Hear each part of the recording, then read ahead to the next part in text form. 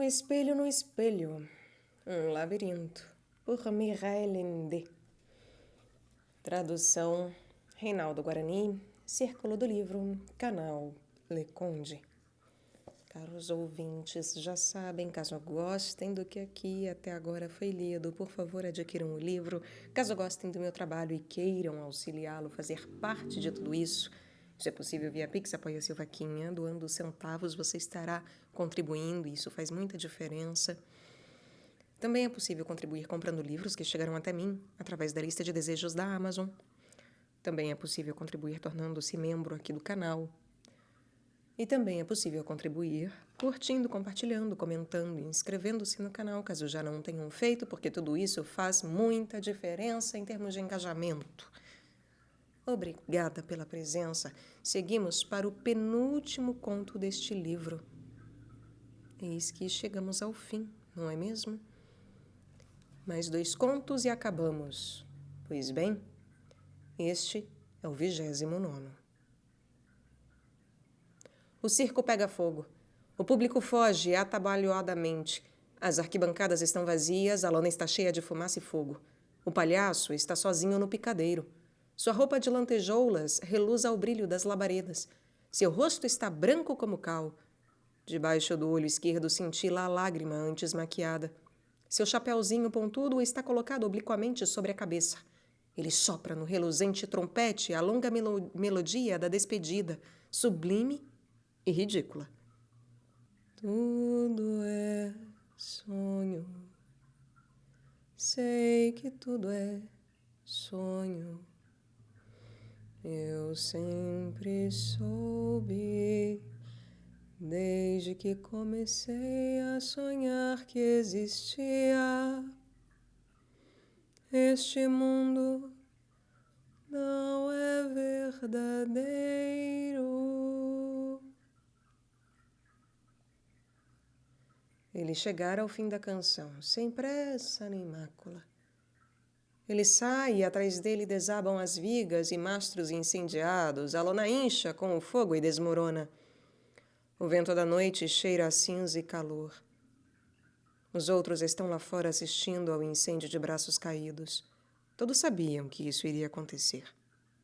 Ninguém faz menção de salvar coisa alguma. Ninguém chamara o palhaço enquanto ele se encontrava no meio do turbilhão de labaredas. Ninguém se preocupara com ele, nem ele mesmo. Com o reflexo, seus rostos parecem os de pessoas dormindo.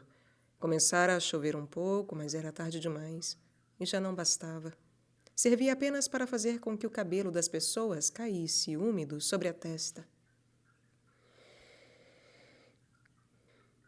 Quando se sabe em sonho que se está sonhando, é porque se está perto de despertar.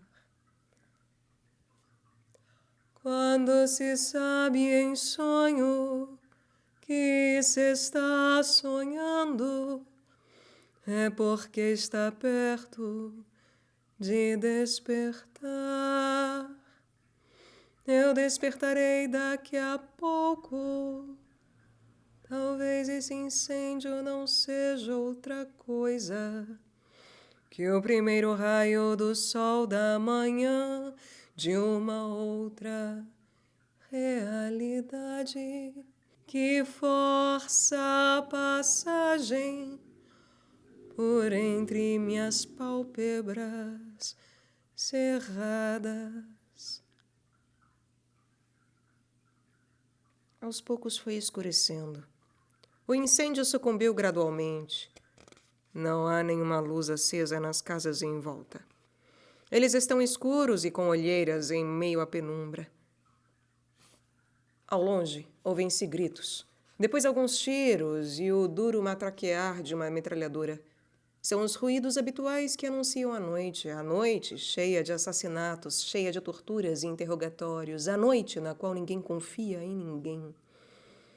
É proibido despertar. Só o desejo de despertar já é tido como tentativa de fuga, como alta traição. Deve-se mantê-lo em segredo. Se vocês me perguntassem, disse o diretor na penumbra, se foram eles que puseram fogo, como desforra ou advertência...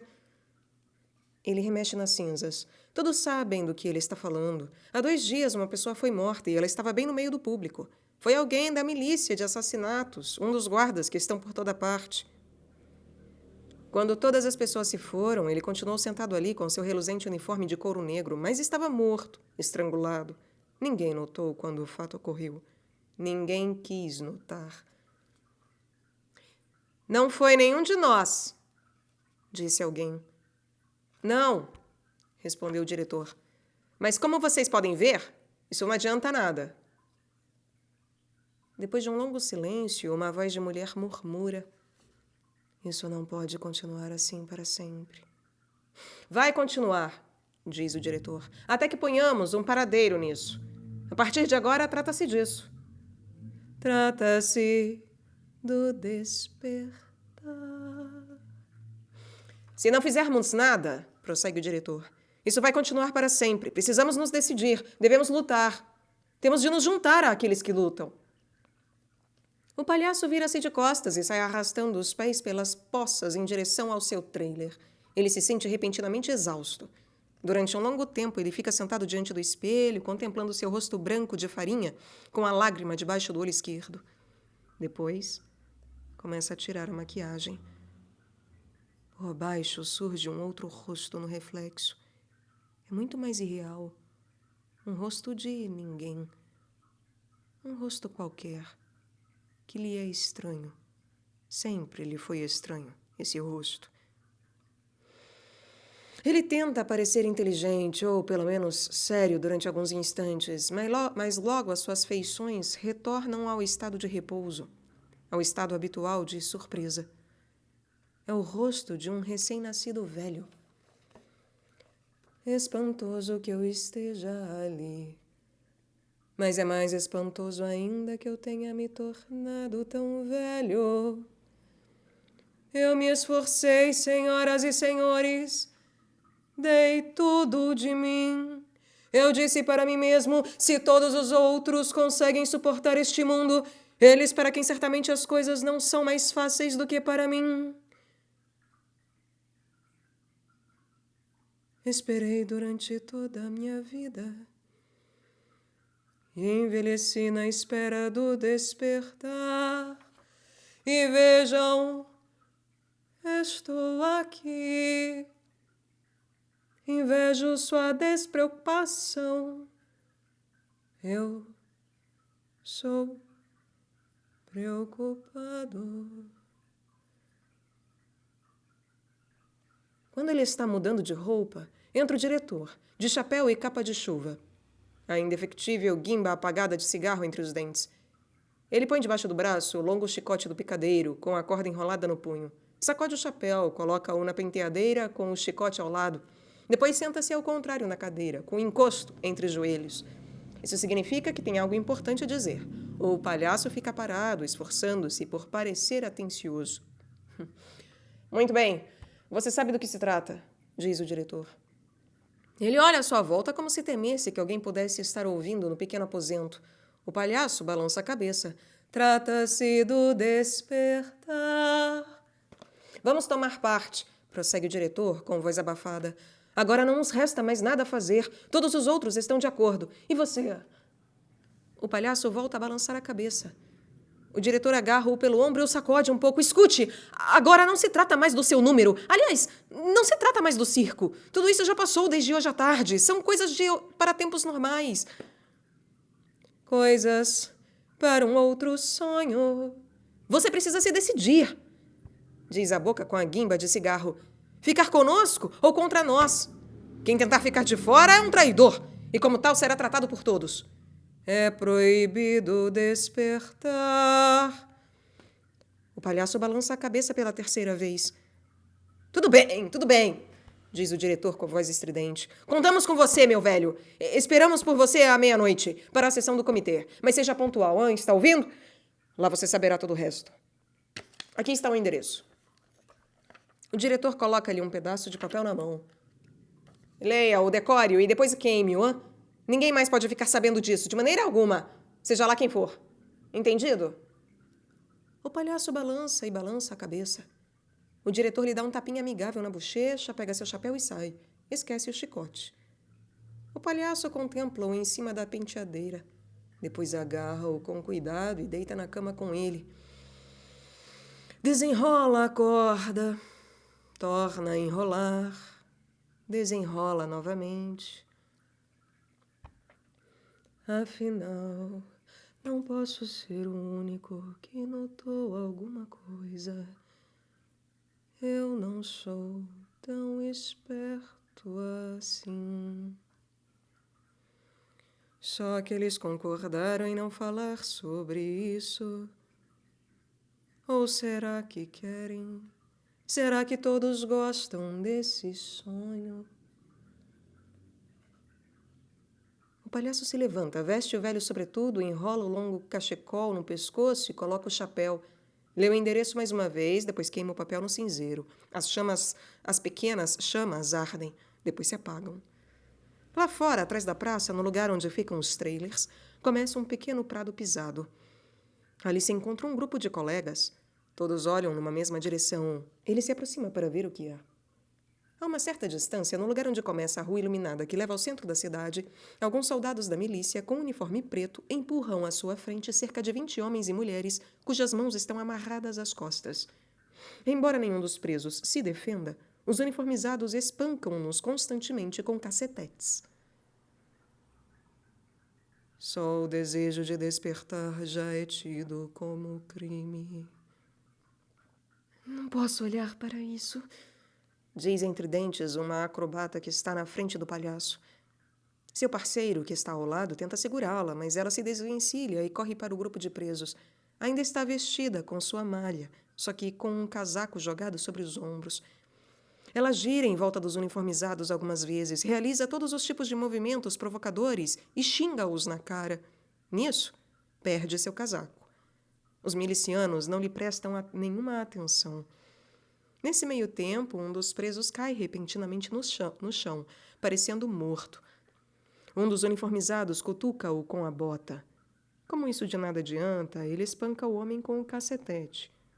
Os outros presos param e ficam assistindo, com o rosto pálidos e meio adormecidos. Sem seu casaco, a acrobata volta para o grupo de pessoas do circo. Façam alguma coisa, balbucia ela. Não fiquem aí parados como idiotas. Façam algo. Sempre me esforcei, senhoras e senhores. Fiz o que pude. O palhaço impele-se para a frente, acaricia a face da acrobata e murmura: Deixe-me fazer isso. Olhos espantados dirigem-se a ele e a acrobata sussurra: Vocês ouviram? Como se pode ter medo quando se vai despertar daqui a pouco? Eu também sou apenas um sonho. Minha existência é ridícula e incompreensível. Nesse meio tempo surgem entre os trailers 2 outras pessoas de uniformes pretos com metralhadoras debaixo do braço e se aproximam do grupo das pessoas do circo. O palhaço vai na direção deles. Eles param e apontam as armas. Seus rostos são jovens, infantis e um pouco inchados. A aparência deles é de quem está dormindo de olhos abertos. O palhaço tira do bolso do sobretudo o chicote enrolado do diretor e com ele dá uma batidinha na aba do chapéu à guisa de cumprimento. Os 2 uniformizados olham inseguros para o chicote. Depois trocam um rápido olhar e ficam em posição de sentido. Vocês me conhecem? Pergunta o palhaço com um tom de voz duro de quem está acostumado a mandar. Mais uma vez os 2 trocam um olhar inseguro. Depois um deles diz: As ordens. Não. Vocês vão me conhecer, prossegue o palhaço. E eu lhes garanto que vão sentir muito por terem surgido em meu caminho. Vocês viram o que está se passando lá do outro lado? As ordens. Não. Dessa vez quem diz é o outro. Mas qual é o idiota que está no comando aqui? Vocifera o palhaço. Ninguém conhece o outro, ninguém sabe o que está acontecendo. Cada um faz o que lhe dá na telha. Parece que a palavra disciplina é grego para vocês. Lá do outro lado estão sendo levadas pessoas cuja prisão está reservada a mim e somente a mim. E com isso, esses idiotas apressados fizeram malograr um dos nossos planos mais importantes. Que droga! Não estamos brincando de mocinho e bandido, entenderam? Façam o favor de se apressar e ir comunicar a seus camaradas que os presos devem ser libertados imediatamente. Imediatamente! Vocês entenderam? Sim, senhor, diz o primeiro de uniforme preto. Mas quem devo dizer que deu a ordem? Eu! Berrou o palhaço. Diga a esses malditos idiotas que a ordem foi dada pelo homem de chicote. Espero que estejam mais bem informados do que vocês dois, porque senão... Que Deus tenha piedade de vocês. Vamos! O que estão esperando? Apressem-se! Os dois uniformizados saem correndo, mas não com muita pressa. É evidente que estão confusos. Nesse meio tempo, o grupo de presos e seus guardas desaparecem em algum lugar na multidão. O palhaço vira-se para os colegas, mas estes também desaparecem. Ele está sozinho nesse lugar. Ele anda devagar em direção ao centro da cidade. Ainda tem muito tempo, até a meia-noite, mas terá de procurar o endereço que o diretor lhe deu. E tem um deplorável senso de direção. Anda e anda, um passo atrás do outro, às cegas, como sempre andara em toda a sua vida. Como todos andam durante toda a vida, sem conhecer o próximo momento, sem saber se no próximo passo pisará em terra firme ou se tropeçará no nada. Este mundo é tão penetrável que cada passo é uma decisão. É essa maneira especial de andar que faz com que os espectadores caiam na risada já no início de seu número. Ele só precisa ir ao picadeiro, sempre cambaleando um pouco, como que hesitando e vencendo a cada passo a hesitação, ao mesmo tempo em que se comporta de maneira teimosa, como se dependesse disso, como uma criança cabeçuda. Nas ruas por onde passa, encontram-se carros virados, dos quais muitos ardem ainda. Muitas janelas estão quebradas e o vidro range sob a sola de seus sapatos. Ele passa por cima de um cachorro morto. E mais tarde vê numa poça de óleo um pássaro caído com as asas abertas. Provavelmente foi morto pela fumaça. Minha existência é ridícula e incompreensível, mas não posso decidir-me livremente por uma outra. Só se pode ser o que se é. A liberdade só existe no futuro. Não se pode encontrá-la no passado. Ninguém pode escolher um outro passado. Tudo o que acontece deve vir como vem. Depois tudo é forçoso. Antes nada é. Trata-se unicamente de despertar do sonho. Mesmo assim, corremos atrás da liberdade. Não podemos fazer outra coisa, mas a liberdade está sempre a um passo à nossa frente, como o reflexo do espelho. Está sempre no momento seguinte, sempre, sempre no futuro. E o futuro é obscuro. É uma parede negra, impenetrável diante dos olhos. Não, ele está bem no meio de nossos olhos. atravessa nossa cabeça. Somos cegos, ficamos enceguecidos pelo futuro. Nunca vemos o que está à nossa frente, nunca o próximo segundo, até que batemos com o nariz nele. Só vemos o que já vimos. Quer dizer nada.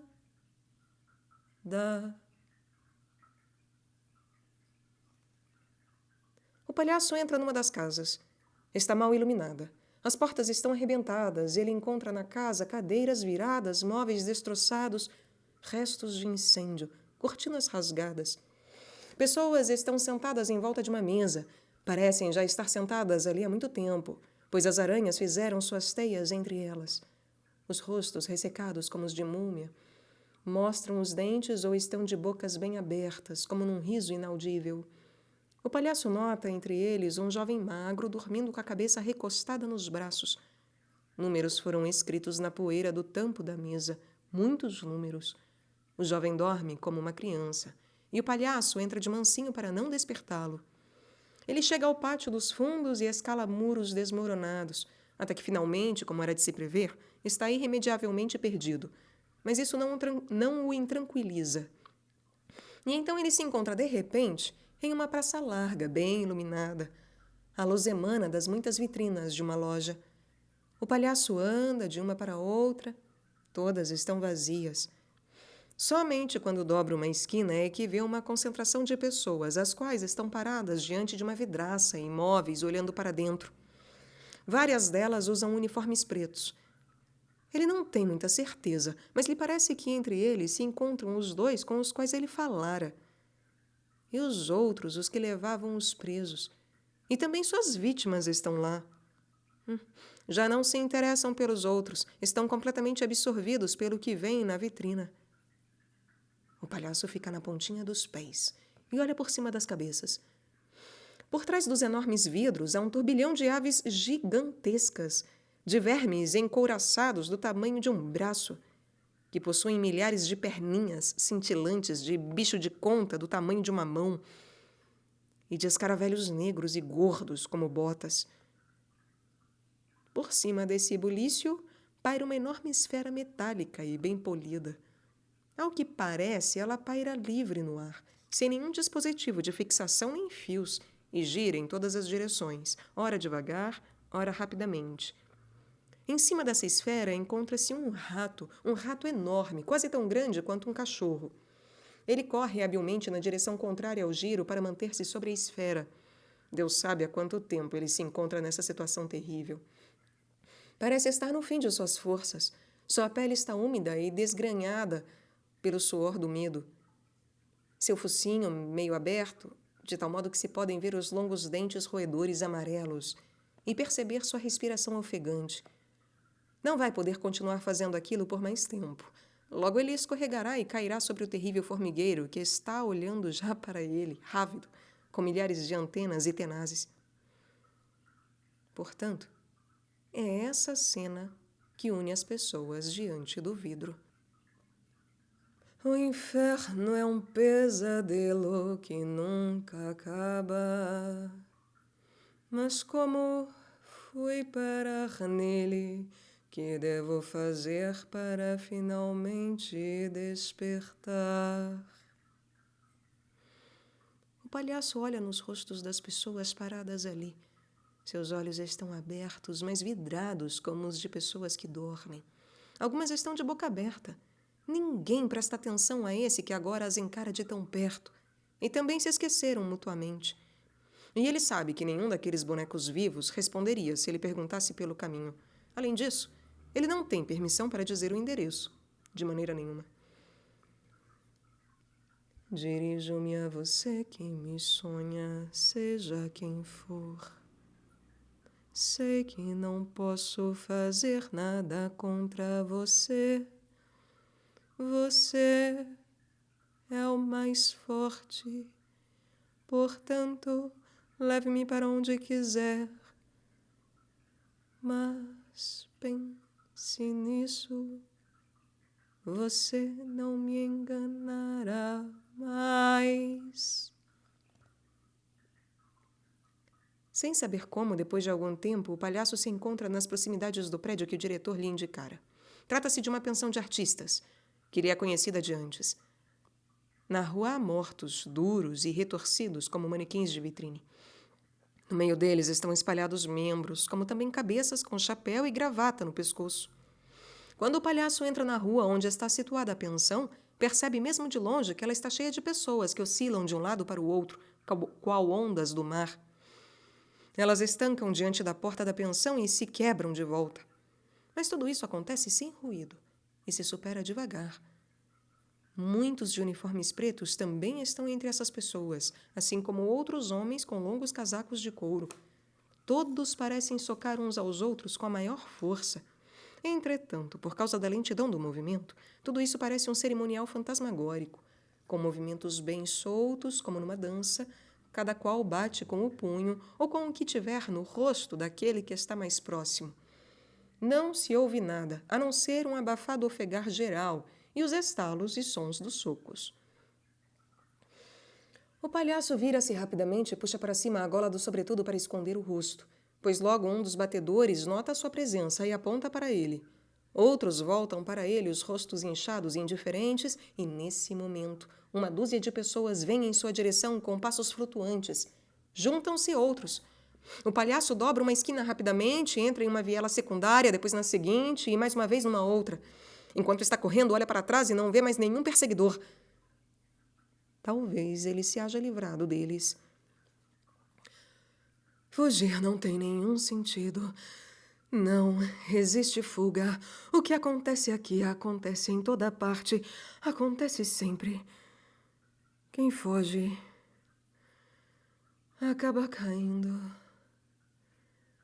na armadilha. Após ter atravessado mais algumas vielas sombrias, ele descobre a entrada mal iluminada do que parece uma cervejaria. A entrada se compõe de uma porta giratória de dimensões fora do comum, na qual cambaleiam alguns bêbados. Somente quando ele se aproxima é que fica em dúvida se trata de bêbados, pois todos estão de olhos fechados e braços esticados, como que querendo brincar de cabra cega. Talvez sejam sonâmbulos e lunáticos, pois quando o palhaço se dirige a um deles em voz baixa, ele não responde e continua a perambular de braços esticados. Talvez estejam fingindo. Talvez não. O palhaço decide entrar e esperar no local até poder regressar à pensão. Ele impele-se através da porta giratória. O local está situado no subsolo e ele sai tropeçando escada abaixo por alguns degraus que não notara. Diante dele está um aposento comprido, em forma de tubo, que se perde ao fundo da semi-penumbra e na fumaça. No teto estão penduradas algumas lâmpadas, apenas, nuas, de pequena potência, emitindo uma luz turva. No canto mais afastado à esquerda ergue-se uma espécie de tribuna, cercada por um corrimão de madeira. Com exceção da mesa da tribuna, todas as outras estão ocupadas. Copos de cerveja pela metade, cinzeiros virados e restos de comida ocupam os tampos. Os clientes estão sentados uns apertados contra os outros. Muitos pousaram o rosto no braço. Alguns têm o rosto deitado numa poça de cerveja, enquanto os braços balançam sob a mesa. Todos dormem de boca aberta. O barulho da respiração, da mastigação e roncos enche o ar, que cheira a mal. De vez em quando, uma das pessoas que dorme se mexe, rola a cabeça de um lado para o outro e suspira, como se não conseguisse encontrar a posição mais cômoda. O palhaço abre caminho por entre as mesas, passa por cima de pernas esticadas, indo em direção à tribuna, ao fundo, para alcançar o único lugar livre. Chega diante do corrimão de madeira e constata que este não tem nenhuma abertura de entrada, e tampouco existem degraus que levem para cima. De modo que ele galga a mesa mais próxima, tomando cuidado para não perturbar nenhum dos adormecidos, e dali passa por cima do corrimão. Suspirando, deixa-se cair numa das cadeiras, apoia o queixo no punho e espera. Eles sonham que estão sonhando, estão em um outro sonho. Não devemos despertá-los. Eu gostaria de poder dormir como eles.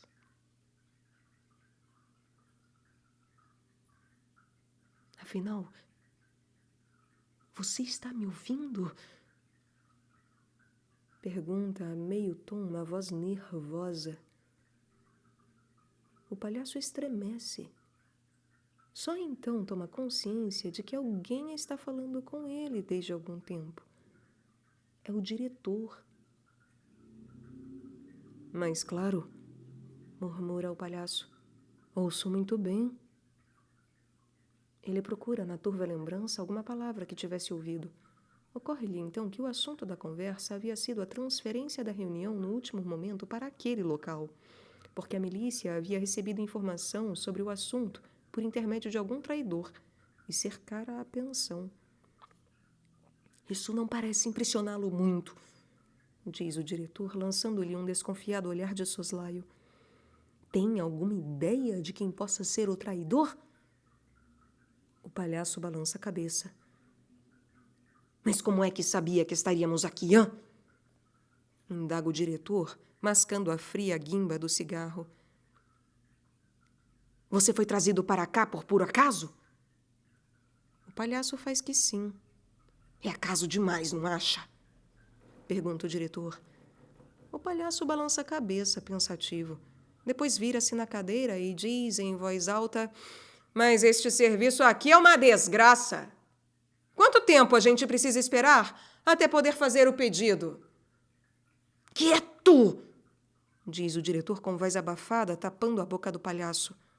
Quando torna a soltá-lo, o palhaço pergunta: Por quê? O diretor recosta-se. Ouça, assumi a responsabilidade por você.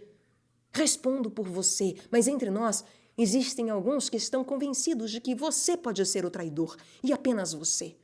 Eu disse a eles que acho que você seria incapaz de fazer uma sacanagem dessas.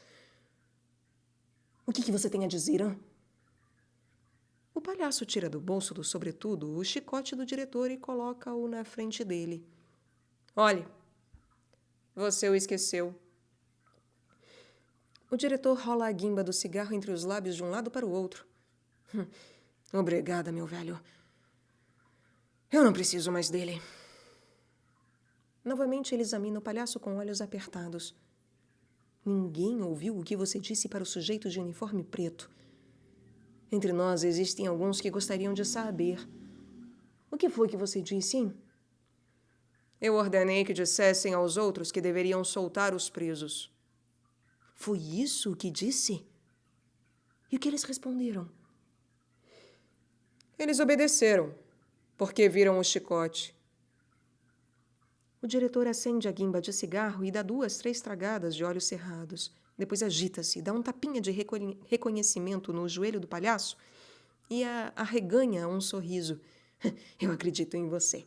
Eu o conheço e acredito em você.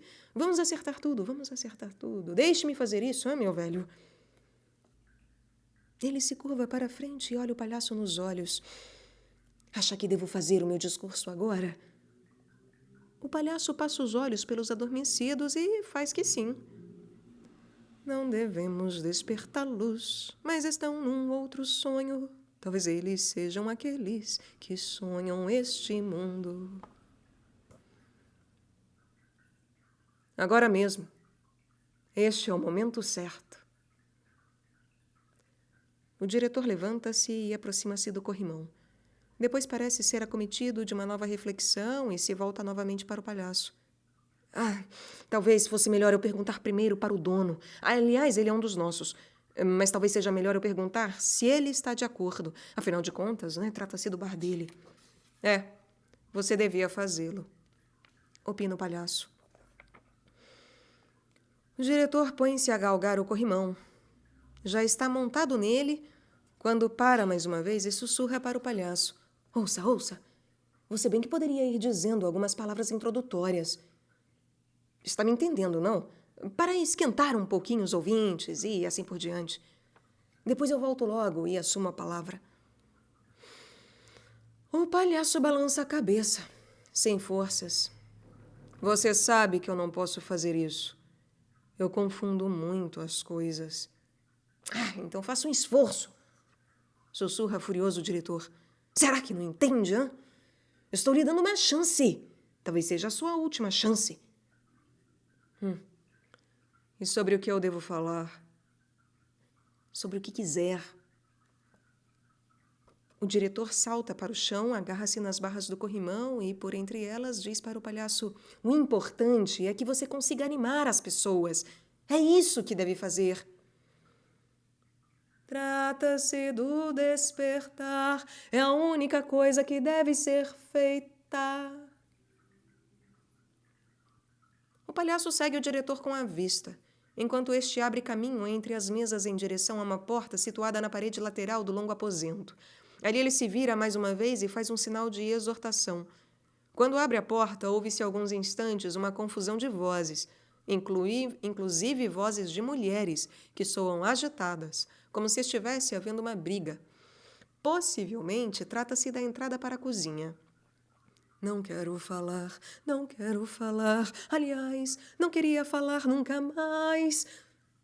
Não tenho mais nada a dizer. O palhaço passa rapidamente por cima do corrimão, escala uma das mesas compridas e, tomando cuidado para não tocar em ninguém, corre por entre as cabeças dos adormecidos e dos copos de cerveja em direção ao fim do tampo. Ele quer escapar. Não adianta fugir, não existe fuga. Ele está a ponto de saltar para o chão, quando a porta da cozinha se abre mais uma vez e o diretor estica a cabeça para fora. Já começou? Ainda não, responde o palhaço desalentado. Já ia começar. Vamos rápido, confio em você, hã? E sua cabeça desaparece. O palhaço se endireita, está de pé em cima da mesa. Volta-se para todos os lados, depois junta os braços nas costas como um menino na sala de aula que vai ler um poema. Respeitável público, caros sonhadores, o próximo número é o único no mundo e exige extrema concentração. Por isso, pedimos o mais completo silêncio e rufar de tambores. Este é o momento da verdade, mas honestamente falando, eu não sei o que é um momento e nada sei sobre a verdade. E a coisa que menos conheço é essa que chamo de eu. Quando cheguei neste sonho que vocês chamam de mundo, ele era ruim e continuou ruim, ou ficou pior. Não tenho nenhuma lembrança, não posso lhes contar detalhes, eu sempre esqueço tudo. Achei que havia entrado no sonho invertido ou no mundo ao contrário. Ou talvez fosse eu invertido neste mundo, neste sonho. Bateram em mim e me prenderam, me amarraram, me deram muito dinheiro ao mesmo tempo. Embora eu sempre fosse o mesmo e fizesse a mesma coisa. Por isso me interessei em fazê-los rir ou chorar. Foi o que pude fazer.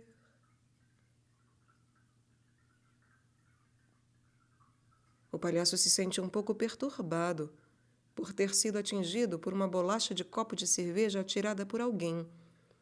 Evidentemente, alguém o escolhera malignamente como alvo. Ele se vira à procura do gozador e olha para a tribuna onde estivera sentado com o diretor.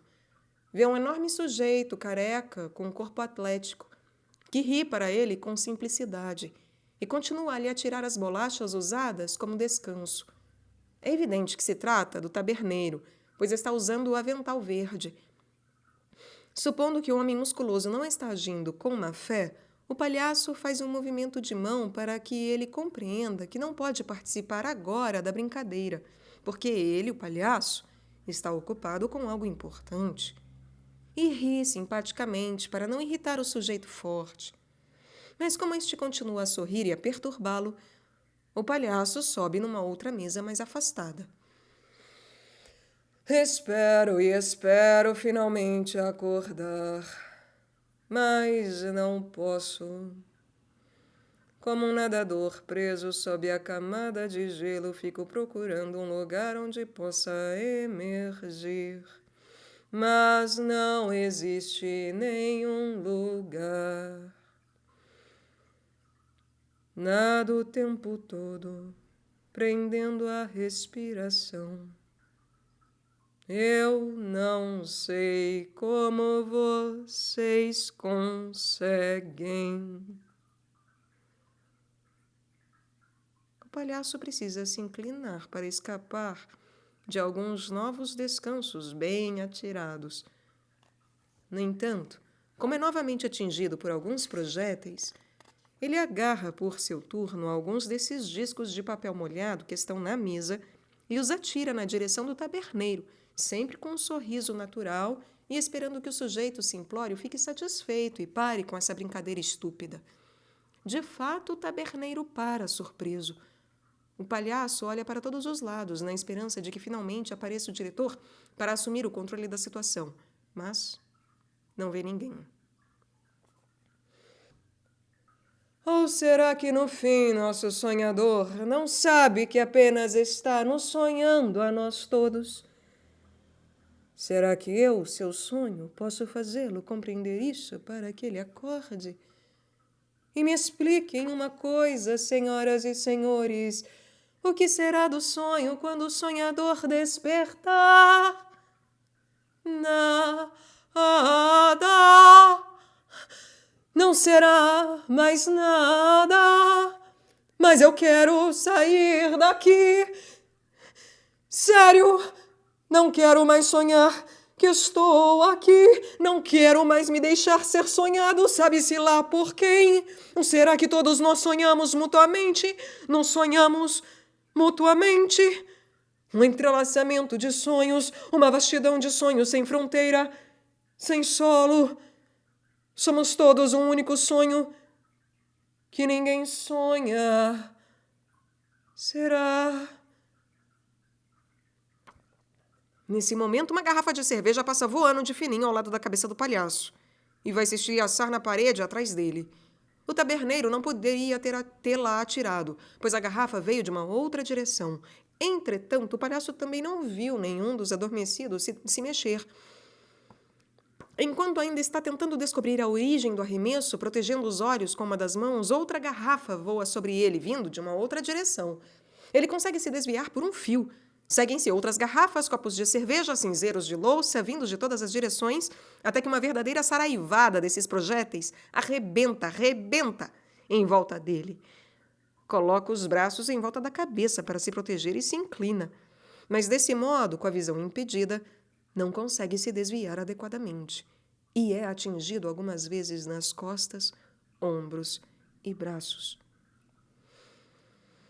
Como o ímpeto dos projéteis está em aumento constante, de tal modo que logo estão cortando o ar com o ruído estridente de golpes transversais, o palhaço acha aconselhável saltar da mesa.